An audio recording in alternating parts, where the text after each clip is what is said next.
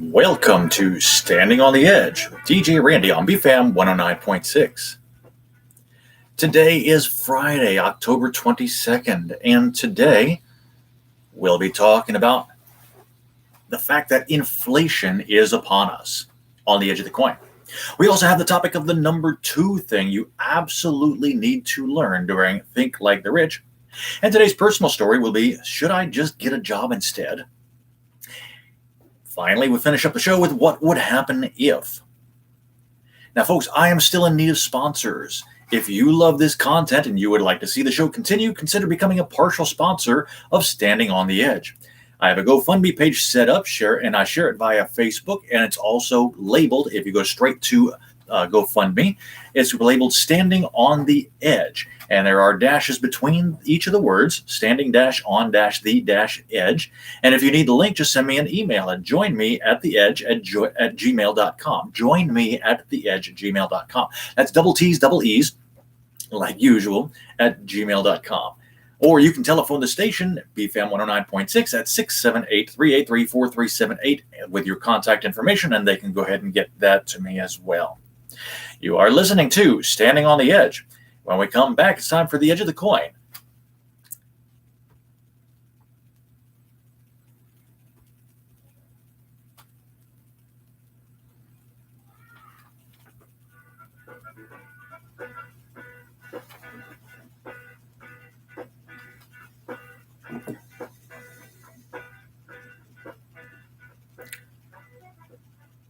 And welcome back to the show. The Edge of the Coin is brought to you by the CS Media Group. We provide the outstanding talent and you get the extraordinary entertainment. The Edge of the Coin is a segment that shows us a way of opening up our mindsets to allow us to explore both sides of any situation. We're going to jump right into today's topic, which is inflation is upon us. Inflation is upon us. This is a very interesting situation. And for those of you like me that grew up basically in the 1970s, I was born in the late 60s, so I was able to go and witness firsthand in the late 70s how inflation just basically just shot north of everything, up like Mount Everest kind of thing, and really, really brought our economy to a crashing halt. I mean, I remember having to wait in line for gas when we had to actually have gas rations where you had to go, okay, if you've got a last name that starts with a certain grouping of letters, let's say O to S, then you could only go on a certain day to get gas. You had to go ahead and bring everything you possibly could because you couldn't go back for another week to go ahead and get gas from there. It was nuts. That's basically when food stamps really went ahead and started hitting very, very hard because there were so many people that needed to go ahead and do that. Today it's called EFT, and it's still a good program for those that need it, but in the late 70s, a lot of people really needed it. And we're pretty much, I think, right about to that point again, just to go ahead and get started. So if you have not been preparing, good luck, because you're going to need it. I mean, for those of you that are finally figuring it out, and I know you're finally figuring it out because I've been saying it for the last year that it's going to be happening and really starting to push hard. And now even the government is saying, oh, yes, it's no longer temporary. It is now a full-blown concern. We've got to go ahead and do something about this. After saying for years and years and years, no worries. 2% is great. 2% is great. And we can't even get it up to 2%. So you don't have to worry one bit whatsoever. Well, we shot past that 2% mark according to the government statistics, and went basically straight up from there to about 5.5%. Now, that is not stopping there. It's still shooting up higher. Why? Because it comes back to the basics of economics, which is supply and demand. If I hold a lot of stuff and nobody else has got it, that means that there's a lot of people that want what I've got, hopefully. And if that's the case, then I can go ahead and basically write down whatever it is that I want to go ahead and sell you those products at my terms. Now, however, if nobody can get it, it's pretty much done the same thing. It's no longer to the point where people are, or where you're being marked up to find out what you will pay. It's wherever you can find it, that's what you're going to pay for it, and you will go ahead and create bidding wars to do so. This is really how it's working right now. I mean, I live in Atlanta, Georgia, just north of the city, and down in Savannah, which is about a 3.5-hour drive for me right now, the container ships can't get into the port because they're still waiting on the people to actually be able to go ahead and work the port to unload the containers. So I mean, we got basically lines backed up of ships waiting to drop off their stuff. Now, of course, there's Brunswick also, which is just down the street, basically about an hour or so down by driving. But it, once again, is the same thing.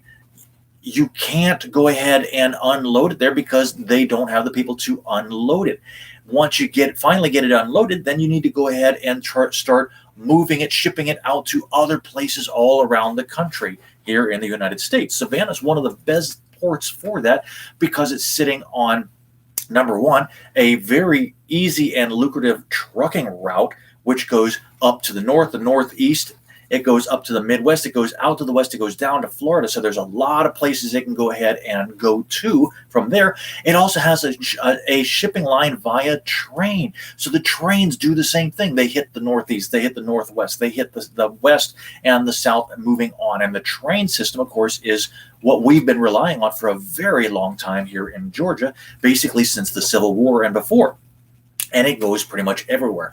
So in addition to that, of course, then anybody that happens to come in and wants to go ahead and ship it further by a boat, by going ahead, put it back on another ship and move it around, well, we've got plenty of places we can go ahead and do that. But Savannah is pretty much a straight shot from anywhere. It's almost a straight shot north from the Panama Canal. It's almost a straight shot to the west from the Suez Canal going through the Mediterranean. It's almost a really, really...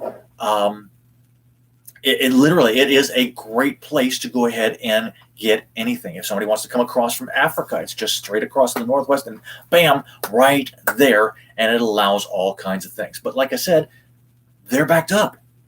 They can't get the ships in fast enough to unload it because they don't have the people working there. What does that mean? That means that now all of these products that are on the ships can't be sold. Because they can't be sold, because they can't be shipped to the stores. If they're not in the stores, they can't be sold. That means that wherever you can find them, somehow, some way, in any way, you are now paying exorbitant prices for this. And that is the true form of inflation that I've been talking about for basically now the last year and a half on the radio, and even longer than that in person. So like I said, the time to prepare was yesterday and before, and I've been warning about preparing for the last year and a half. And if you have not done so, well, welcome to Ship's Creek, so to speak. And I hope you have a paddle, because this is going to be a very interesting ride, that's for sure. Now, the next question is this: because we have inflation, what do we do now? Now is basically the second best time to go ahead and get started doing what you were doing before. The big thing that I want you to remember this, and this show, of course, is geared towards small business owners, entrepreneurs, and their investors. Entrepreneurs, listen closely. People that want a side hustle, listen closely. This is the time to go ahead and your last ditch effort, your last window, because the window is closing, to do something about this, okay? If you see a need in your neighborhood, in your community, in your city, in your area, whatever it is, and you can fill that need, do it. Do it right, do it smart, and make some money off of it, okay? There is zero reason why you should not make money during this time. In fact, this is one of those times literally where the rich become rich, where the poor can become rich if they do the right things. The rich become even richer doing the same things they've been doing over and over again the whole time.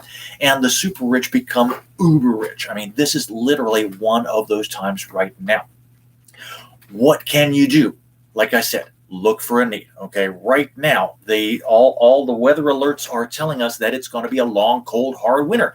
There's going to be a lot of people out there that are going to be cold. What's going to happen if we get a big hard freeze everywhere?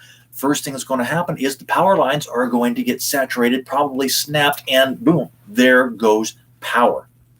So, what do? Well, if you happen to have a hugely wooded lot, cut down some of those trees, get the thinner ones out of there, start breaking things up, and sell firewood when the time comes. Because the first freeze, it's now, let's say, right about a week out from November. The first freeze, unless you're in Colorado, is going to be happening in about 3 or 4 weeks. If you cut down the wood now and get it start splitting up like that, then you might be able to have it dry enough in the next month to go ahead and really start selling it. Definitely, you can start selling it in December and January and February when they're going to need it the most. But this is your last chance to go ahead and get that taken care of. If you can get firewood inexpensively that's already seasoned, do it. Stock up, get prepared, and then move on and continue on from there. Because the colder it gets, the more people are going to want it. The higher price it's going to get, so on and so forth. And once again, inflation rises and goes from there.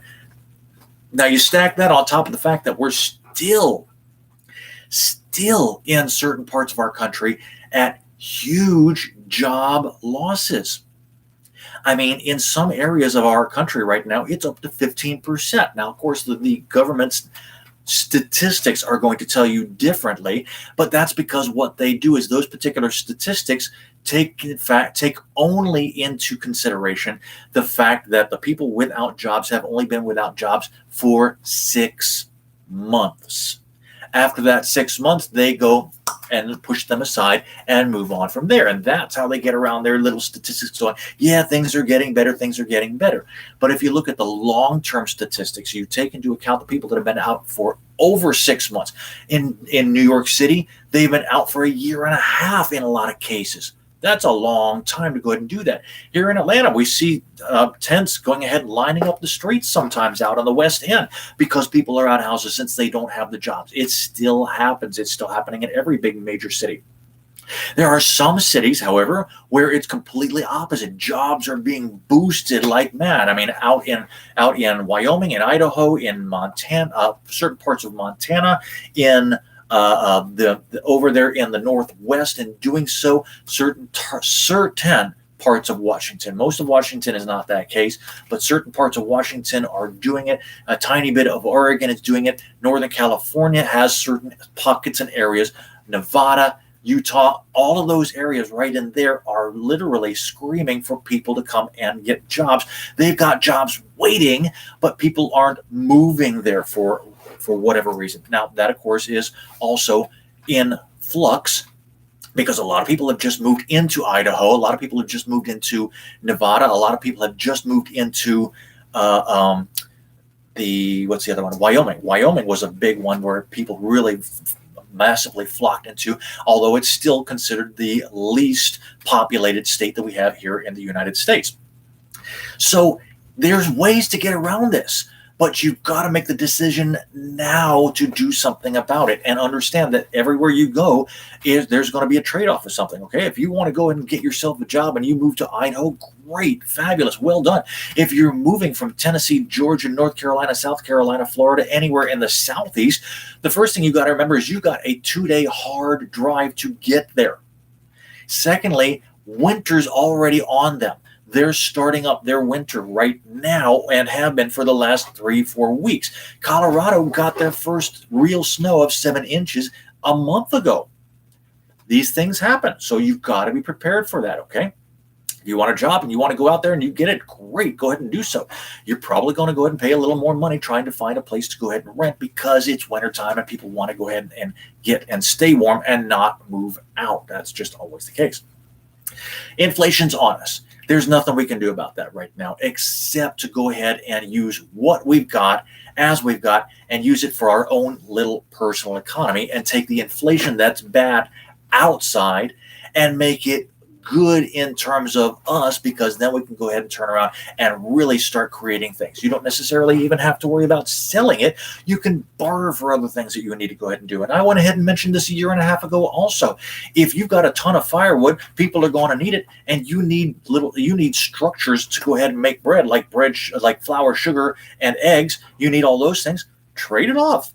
Go ahead and grab it. That's a fabulous way to go ahead and do it. People will pay gasoline for it if they want to. Gasoline is going to be another one of those crisis issues here shortly. Prices are already jumping up. From what I understand out on the West Coast, it's already over $5 a gallon right now because the oil pipelines are not flowing as quickly and as easily as they should be and as they were even a year ago from now. Gas out here in Atlanta has just basically started creeping back up again. On the Northwest, it's just over $3 a gallon. In the city itself, is pushing $4 a gallon. It's still, it's getting up there. So gasoline is going to be one of those things that people are going to go ahead and need. Okay, and as we get further and further into this, then we're going to have to really start worrying about hard currency. Bullets are going to be a big thing in the major cities because there's going to be a lot of unrest. So bullets are going to be something that they're going to go ahead and start taking, I would imagine anyway, they're going to go ahead and start taking payment for what you've got. I would certainly be happy to go ahead and exchange bullets as long as they work and are not wet, and exchange them for other firewood or some things that I've got from there as well that I can go ahead and help you out. Although most of my information, I've been trying to help you out for the last year or so to go ahead and do it, because that way you can use the knowledge that I've got for yourself. All right, I am starting up a new show and I'm looking for new ideas. I want to hear from you to find out what you would like to see. Just send me an email to joinmeattheedge@gmail.com. That's double T's, double E's. joinmeattheedge@gmail.com with your choices. Let me know what you want to hear. The most popular choices are going to win. We're almost over. I'm going to go ahead and keep on taking ideas through October and let you know next week on the 28th. That'll be on Thursday. Once again, that email is joinmeattheedge@gmail.com. You are listening to Standing on the Edge. When we come back, it's time to think like the rich here on BFAM 109.6 and Standing on the Edge.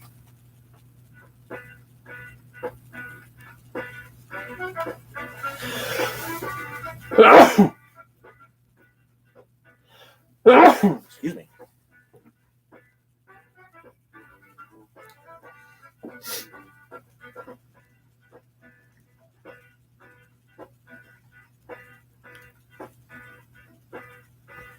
And welcome back to the show. Think Like the Rich is brought to you by Hers Decadence, offering luxurious refreshment for your body inside and out. You need to treat your body and that of your lover to a bit of luxury from Hers. You can find out what's available by emailing Heather at hersdecadence@gmail.com. Think Like the Rich is a segment designed to help everyone think past their circumstances and encourage a different course of action. Today's topic for Think Like the Rich is the number 2 thing that you absolutely need to learn. The number 2 thing that you absolutely need to learn. Now, I went ahead and started by saying number 1 thing last week, which was you need to learn to sell. And everybody sells. Everybody sells. And I've been telling you that for years as well. Excuse me. Everybody knows how to sell. So what's the number 2 thing that you need to go ahead and learn how to do? Well, the number 2 thing is you need to learn to market yourself effectively. Everybody markets themselves also. Okay? It's actually technically a part of sales. Sales and marketing go together.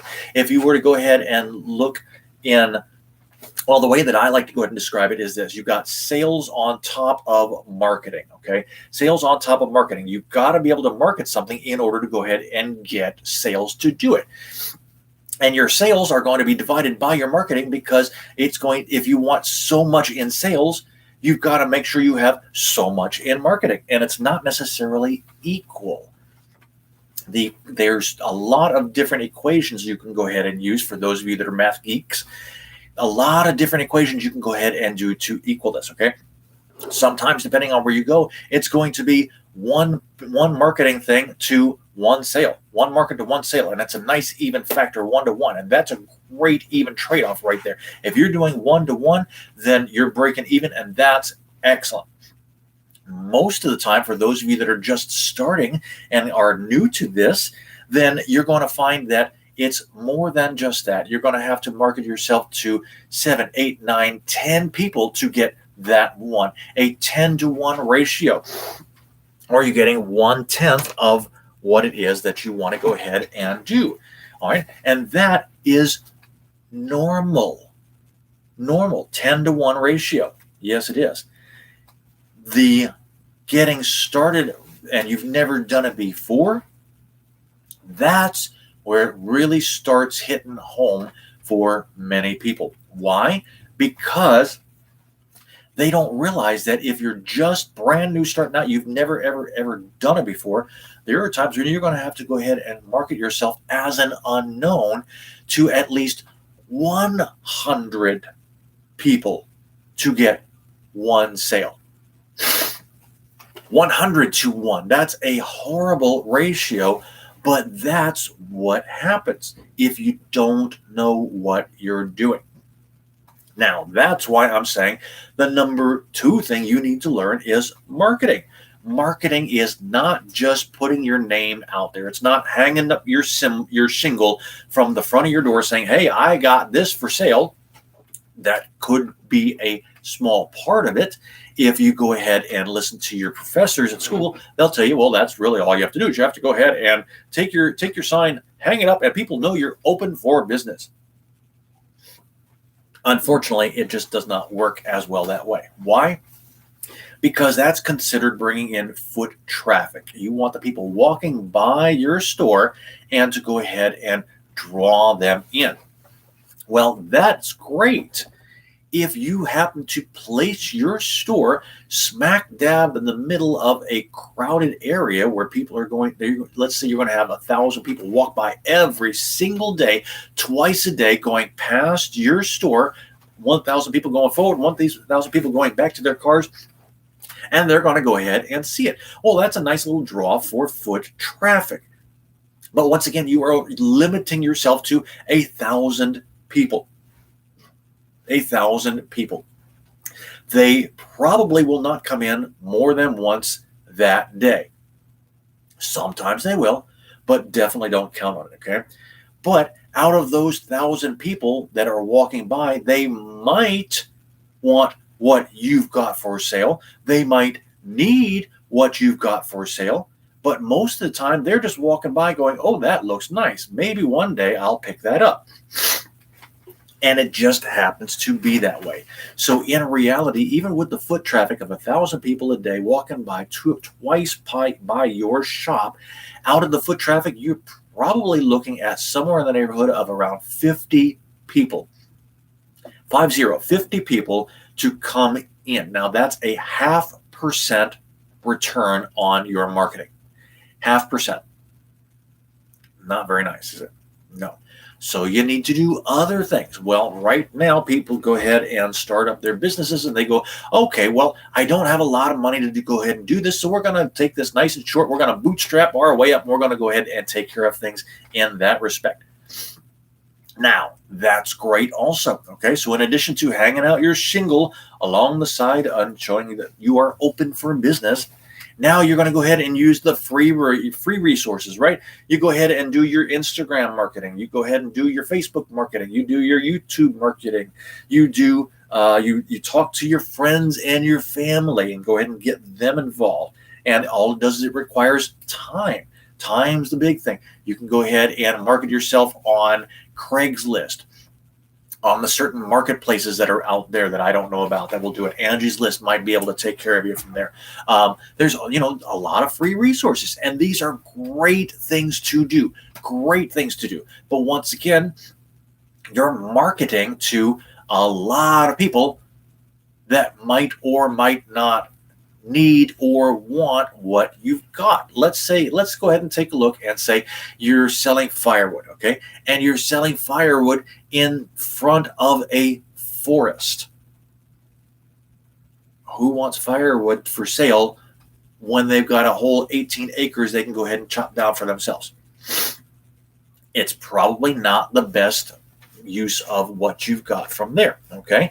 But if you go ahead and take that same firewood, you've chopped it down in the forest, and you move your shop to in front of a stone quarry, you're probably going to go ahead and sell hand over fist every single day for people that want firewood to go ahead and heat up that quarry, or at least go ahead and make a fire in front of the quarry that's going to make it nice and warm while they're working in front of that cold stone. So that's, of course, where you want to go ahead and do. You want to put yourself in the best position possible, okay? Now, going along that vein, along that thread right there, putting yourself in the best position possible also means that you're going to have to think, T-H-I-N-K, think.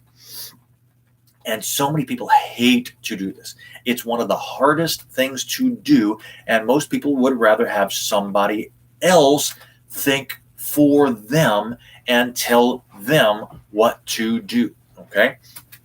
Now, this is not a bad idea. It's not a bad idea at all.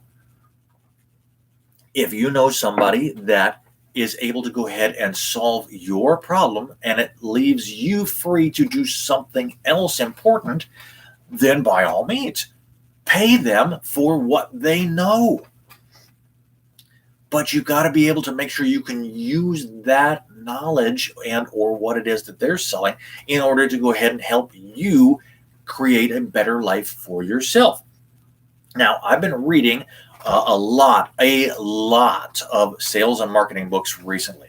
I mean, over the course of the last 6 months, I've probably gone over about 20 or so books.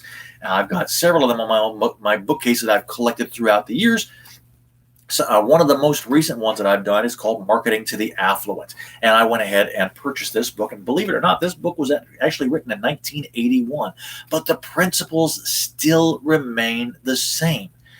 The biggest one is that, first and foremost, you have to remember that not everything that glitters is gold.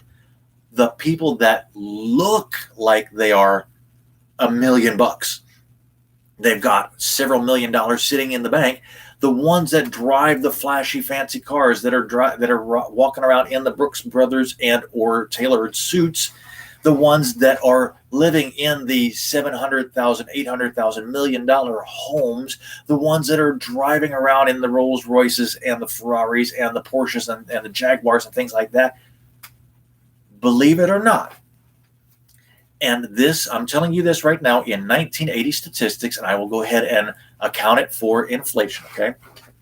In 1980 statistics, the people that would drive those type of vehicles, dress in that type of clothes, wear the expensive Rolex watches, for the most part, not always, but for the most part, that would go ahead and live in the upper class type neighborhoods, so to speak, made less than $70,000 a year. $70,000 a year. That's before taxes. Now, in today's terms, that would be $210,000. So roughly a bunch of those people are making less than $200,000 a year. Now that sounds like it's a lot. It does. But the $200,000 is before taxes. It is before taxes, assuming that because you made more than $110,000 per person, you're now in the top tax bracket of the federal government. Forget the state, but the federal government is putting you in the top tax bracket. That means that they are now charging you a minimum of 40% in taxes. So out of that $200,000, you're already already having $80,000 taken straight away. $80,000. That leaves you with $120,000 left afterwards. Okay? And $120,000 certainly is comfortable, but it is nowhere near affluent whatsoever. And then, of course, they've got to go ahead and pay, once again, the car bill, the school bill, because chances are their kids are going to some sort of private school.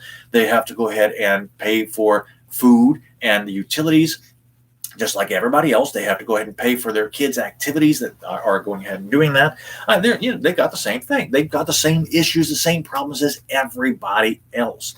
But they've got it now in a higher tax bracket, and therefore they're visiting other things. Now, of course, they need to look nice, so they want to go ahead and go to certain better restaurants.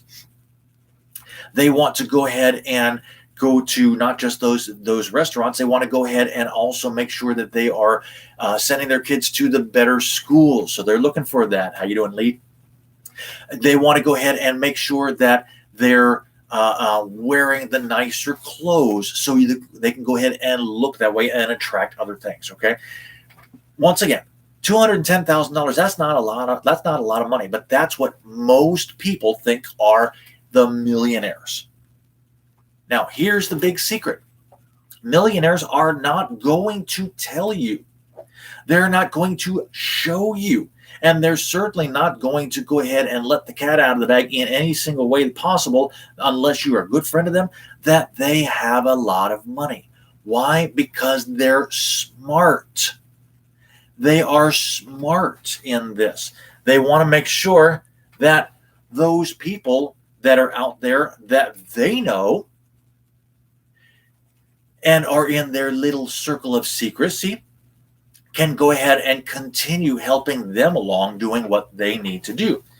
Now, in the 1980s, if you took somebody that actually went ahead and had an unrealized net worth of $1 million, realized meaning after the taxes, after what they went ahead and collected in income and so on and so forth, they only made around $50,000 to $60,000. Same thing, okay? $50,000 to $60,000. But their businesses were worth in excess of $150,000. Their real estate was worth in excess of $150,000. Their supplies that they had, the manufacturing, whatever it was that they needed, the equipment they had in their businesses was worth in excess of $150,000. And the sales that they got in their businesses was over $150,000 every single year. You put all that together, and that net worth definitely skyrocketed them up to $1 million from there. And the secret that they know of, which I've been telling you for months and months and months, over almost a year and a half now, is that if you need to do something, get the business to pay for it. If you can figure out a way to go ahead and make it a legal business expense, you're going to pay the money anyway. But now, because the business is paid for it, they are able to go ahead and purchase it, and you can still use it, consume it, do whatever you need to with it in your own personal life, as long as the business gets the first part of it and moving on from there. And that's the biggest secret of the rich right there. Now, the rich, like I said, are not going to show you. They're not going to tell you. They're not going to go ahead and advertise the fact that I'm rich, I'm rich, I'm rich, I'm rich. Come and get to me. Why? Because they know that the moment they do that, everybody and their brother is going to come along and go ahead and try to take their little piece of the pie, and sometimes their big piece of the pie in doing so. They don't want that to happen. So the first thing they do is they go ahead and lay low. They're going to be nice and easy and calm and laid back and rested. And they're going to go ahead and wear something along the lines of a Seiko watch, probably about $100 or a little less. Maybe a Timex watch, something that's a little bit better, but not quite as expensive as a Seiko. They're going to go ahead and drive cars such as Toyotas and Chevrolets and the non-luxury vehicles that actually will work. Your Ford F-150s might be one of those good big trucks that they can go ahead and do. They're going to do things that are nice, sturdy, they're going to last for a long time, and they're going to be useful for a very long time as well. They want to go ahead and do that. They're not going to be driving around most of the time in your Porsches, your Lexuses, your Mercedes-Benz. Now, Mercedes and Lexus actually have been getting an uptick in their sales for people like that are a little more affluent than the others, so that you can go ahead and kind of take with a grain of salt right there. But most of your business people are going to be they're going to be driving practical vehicles. They might be driving a Volvo, they might be driving a Chevrolet, a Cadillac, they might be driving a Lincoln. If they want to get a little more luxurious, they might be driving a Lexus. They're probably driving something such as a Ford Edge or an F-150. Or if you're into your Chevrolets, your Chevy trucks and your Dodge trucks and so on and so forth, going from there. Toyotas are a big, big thing among the affluent because they last forever. Hondas are great because they last forever. But you're not going to find a lot of affluent people driving Range Rovers. Very interesting. You're not going to see them driving or walking around in their $1,000 well-tailored cut suits, individually tailored. You might be able to they might go ahead and get one, but 9 times out of 10, they're going to go ahead and buy it off the rack at places like the Men's Warehouse or Joseph A. Bank or something of that nature. Sometimes even your Walmart, they might go ahead and do. Unlikely, but sometimes they might do it. They want something that's going to go ahead and look good, but is not super flashy, not super expensive, something that they can go ahead and use day after day after day and still be able to go ahead and make it work for them. The watches, like I said, can be Seikos or Timexes. The shoes, once again, they get them at department stores most of the time. They don't necessarily go to the Gap or one of the other higher places, Banana Republic or some of the other Florsheim shoes, that will go ahead and sell the top of the line shoes, or the shoe makers that will go ahead and tailor for them. Now, that's also another key thing, because a lot of times, the shoe makers, I forget what they're called right now, cobblers, I guess is what it is.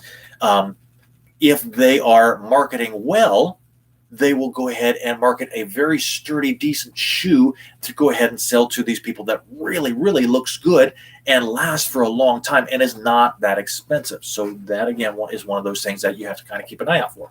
But that's the interesting thing, like I said, is that the affluent will not advertise this. They're not going to be what you would expect, because you would think they'd be out there driving their Jaguars and Porsches and Mercedes and Ferraris and their Maseratis. And that's not necessarily the case. You would think they're out there going ahead and flashing out their Rolexes and their Omegas and their other flashy timepieces, and that's not necessarily the case. You might be thinking they're out there dressed in Louis Vuitton and the Gap. Are you going from the Gap? Not Gap. What's the other one? Banana Republic, I guess. Or anyway, they're the big magazine type stuff that you would see people going ahead and riding around or walking around in their Brooks Brothers suits and things of that nature. No, it doesn't work that way. They're out there, they're dressed casually, comfortably, and professionally in off the rack stuff that people normally would not think you would have a lot of money. They're driving the cars that people would think are not associated with a lot of money. They're wearing the timepieces and the shoes and the ties for people that are not associated with a lot of money. That's the cool thing about it. So if you know exactly where to go ahead and look, you're going to set yourself up to go ahead and market to the best people possible from there. You are listening to Standing on the Edge. When we come back, it's time for Tales from the Edge here on BFAM 109.6.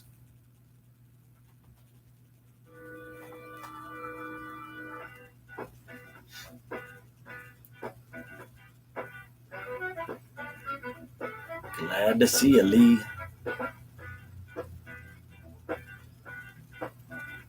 And welcome back to the show. Tales from the Edge is brought to you.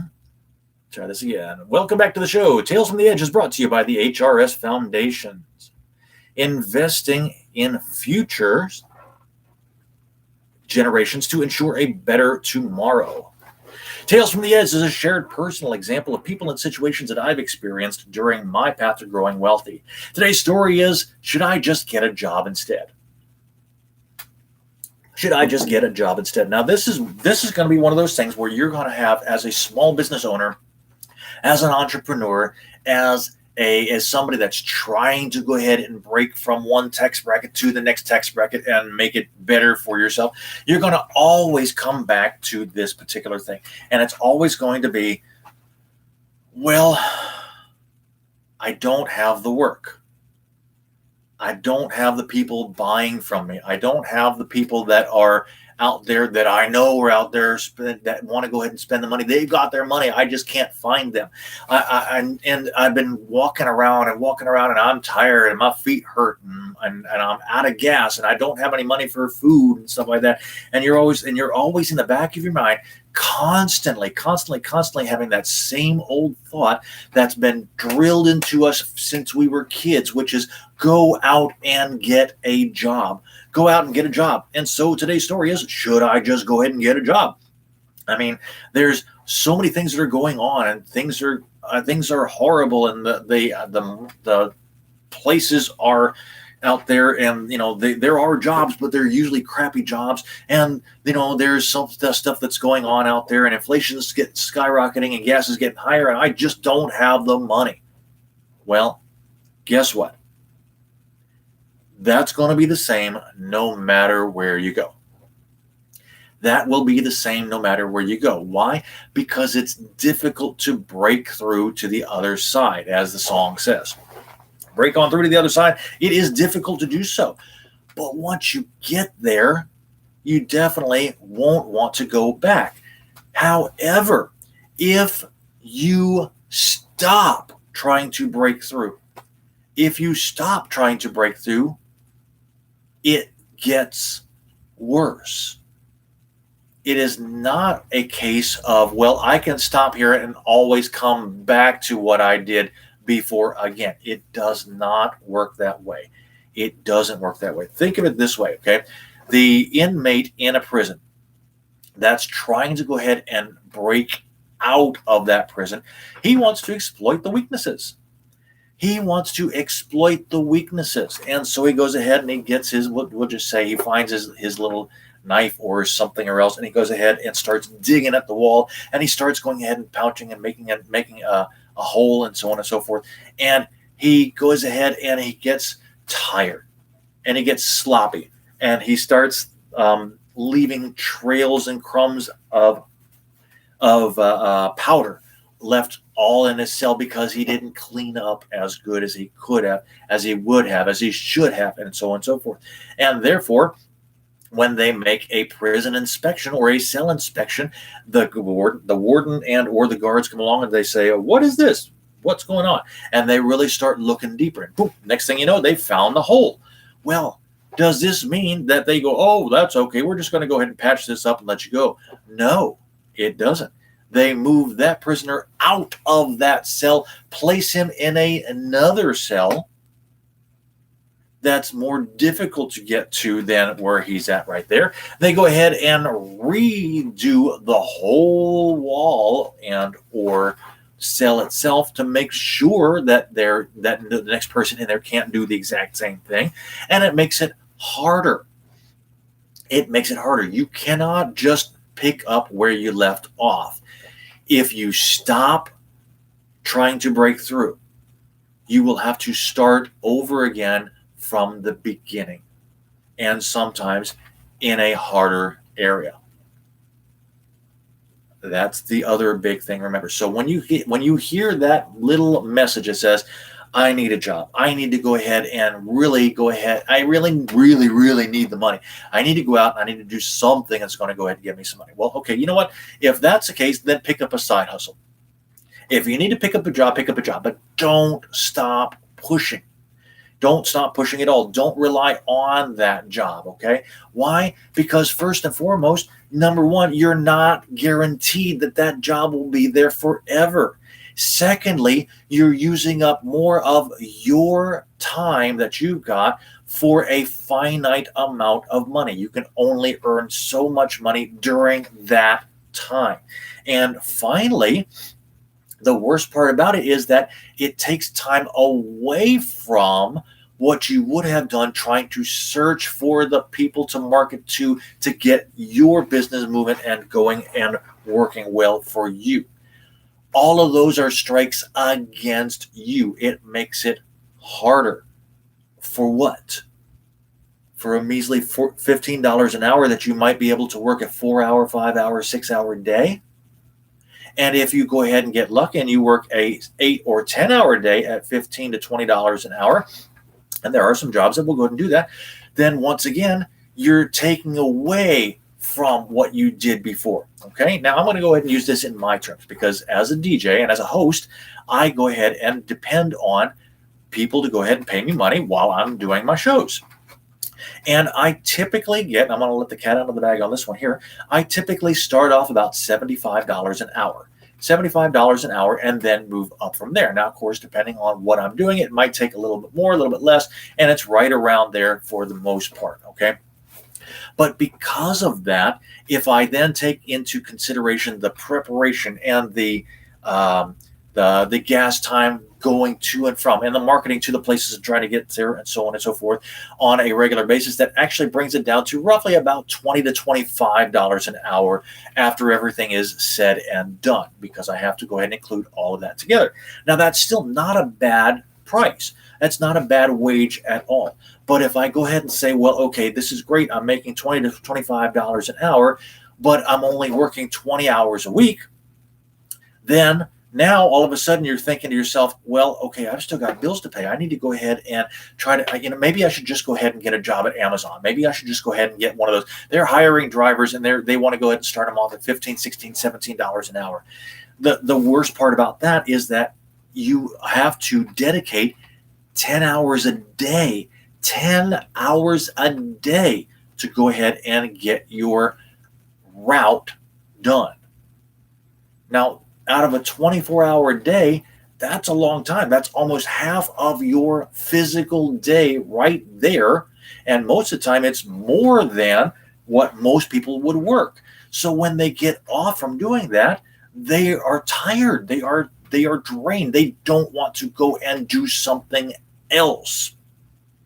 Instead, my suggestion would be just keep on plugging. Yeah, it might mean that you have to go hungry for a day. It might mean that you have to go ahead and walk around because you don't have the gas. It might mean that you got to go ahead and use your cell phone that I don't like to go ahead and use most of the time, but you got to go ahead and do it to be able to talk to people, to get the marketing out there so people know that you're there and want you, and go ahead and learn to like you, and therefore start to contract your businesses.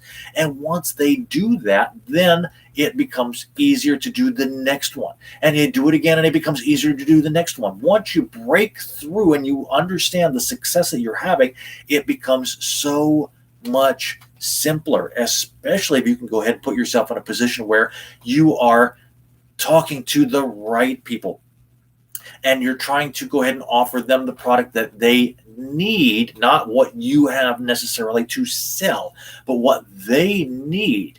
And then you're going ahead and putting it at a price point where they are willing to go ahead and look at it. And don't forget, if you're trying to go ahead and market yourself to the affluent, and you're going ahead and selling firewood at 50 cents a piece, they're not going to like that. They're not going to want that. Not when they can go down the road and go ahead and get the same thing and have somebody else drive it to them for 50 cents a piece. No, that's not going to happen at all. But if you're going ahead and you are selling insurance services, or you're selling trucks, or you're selling something that they would want for their business, wow, you might be able to go ahead and do that all day long, not just to them, but to their friends, to their neighbors, to their other family, their other business coworkers, their family members, so on and so forth. There's all kinds of things you can go ahead and do if you bring yourself into the right place. I want you to remember that. So the next time you go ahead and start thinking, should I just go ahead and get a job instead?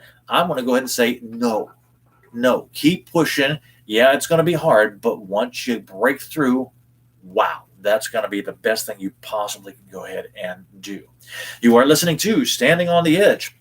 When we come back, it's time to close out the show with What Would Happen If, here on BFAM 109.6.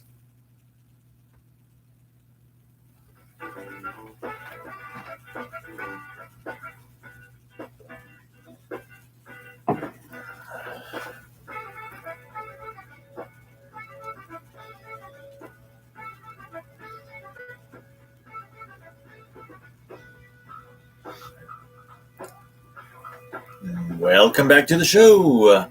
Think Like the Rich. Sorry, we're not on Think Like the Rich. What Would Happen If is brought to you by myself. Don't forget, I'm still looking for sponsors. If you want to be a partial sponsor, go ahead and take a look at my GoFundMe page. It's labeled Standing on the Edge, dashes between the words.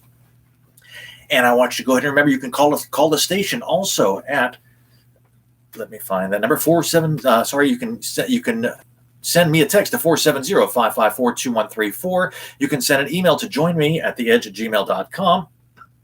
Excuse me. And you can go ahead and telephone the station at, let me get that number again, I apologize, 678-383-4378. Once again, that's 678-383-4378. And they can go ahead and get you linked up with me, and I can go ahead and talk to you more about that. Today's topic for What Would Happen If is follow the money. Follow the money. Now, I went ahead and did a lot of this not a lot of this, but I started talking about this in the last segment that we were talking about. Follow the money. In fact, I went ahead and alluded to this in several segments as well also. But here's the big thing that a lot of people don't realize. They think, okay, well, we'll follow the money. That means we're going to go ahead and find out what the rich people are doing and where they're eating and what they like and what they don't like and so on and so forth. And so they start looking around for the actors, the actresses, the people that are driving these $150,000, $200,000, $300,000 cars and wearing the $1,000 suits and the $700 neckties and the $300,000 and $400,000 and $500 watches and up and up and up and up. And they're wearing the $500 shoes, and they're going ahead and living in the $800,000 neighborhoods. Those are all the wrong places. That's not following the money, because most of the time when it's all said and done, unless they happen to have just gotten a commission, they're sitting on probably less than $1,000 in the bank in savings. They're probably sitting with less than $300 left to be able to spend on anything, and therefore it's not going to be conducive to you and what you need or want to go ahead and do. Follow the money. Now, what do I mean by that? Well, first and foremost, once again, like I said, the affluent are not going to advertise what they are. They're not going to say, hey, I've got $10 million in net worth sitting back here behind me, all in real estate and timber on my land. They're not going to tell you that. They're not going to say, hey, I've got 6 businesses over there. Each of them are making less than $80,000 a year in sales, but combining them together, they're worth $800,000. They're not going to tell you that they've got land that was gifted to them in three states out of the way, and they're just going ahead and letting it sit right there so they can go ahead and visit it once or twice a year as a vacation kind of thing. They're not going to tell you these things, not until you get to know them. Once you go ahead and get to know them, you get them to like you, you get them to trust you, then they're going to go ahead and slip little details, little things that unless you're listening hard for, you're not going to realize and make the connection between the two. Now, here's the first thing that I like to listen to. Always what I want to go ahead and listen to, because the first clue that I find is that number one, most of the time, the people that are really, truly affluent have their own business. They have their own business. And if it is super successful, they've had it for more than 5 years. Guess what? Most of the time, that is not going to be a restaurant. It's not going to be a hotel. It's not going to be a major corporation most of the time. Most of the time, it's something interesting and something small that you would never, ever, ever, ever have thought about, okay? A tool and die company, a welding supply company that's not Northern Tool. I mean, like the little mom and pop type shop, okay? They'll have their own painting business. They'll have their own handyman service.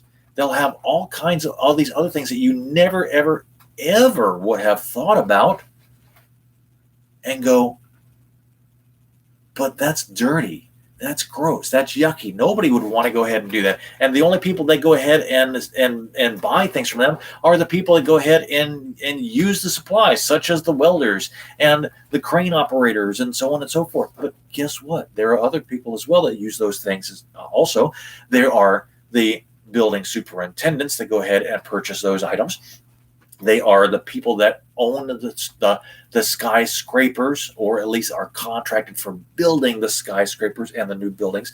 They're contracted out for going ahead and paving roads and doing things of that nature. So you don't want to go ahead and find the people that are buying the supplies.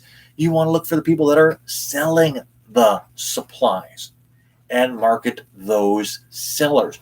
Look for the dirty ones. Look for the people that they're not in clean money. They're not wearing the $1,000 neckties and the Brooks Brothers suits and the $600 shirts and so on. They're probably out there in a pair of dirty jeans with gloves on that have got holes in them, and they've got little ball caps happening around, and they're wearing a pair of sneakers or work steel-toed boots, and they're driving the Ford F-150 truck, or in my friend Lee's case, the Chevrolet truck.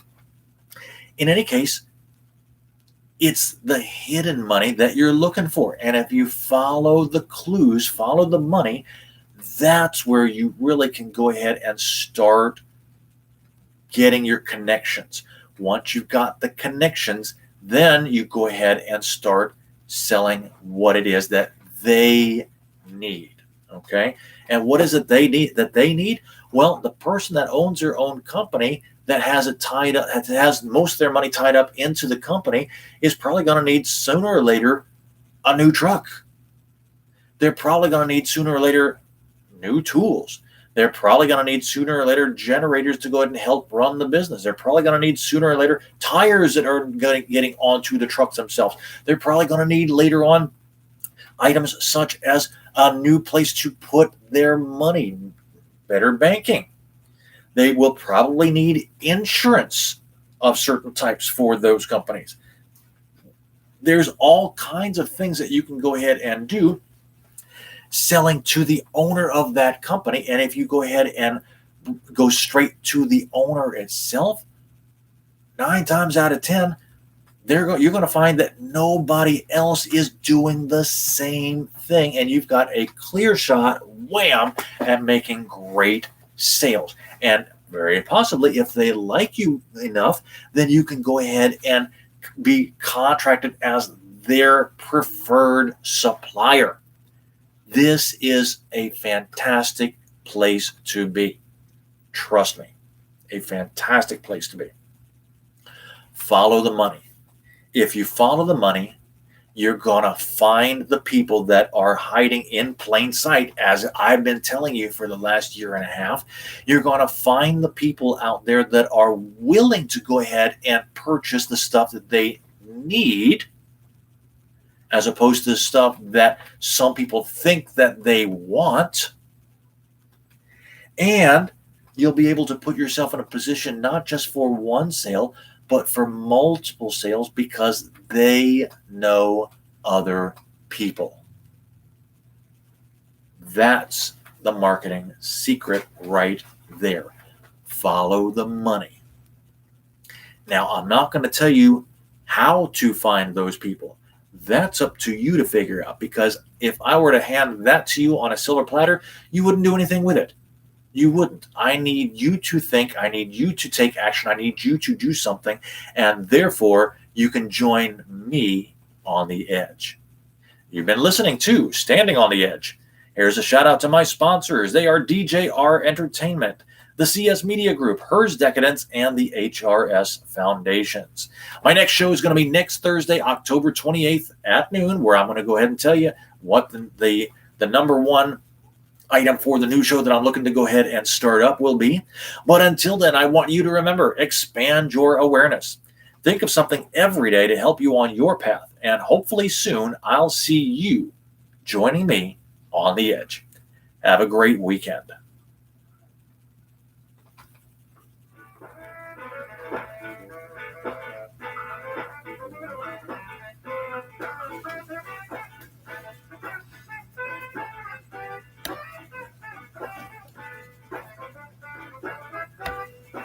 Have a great day,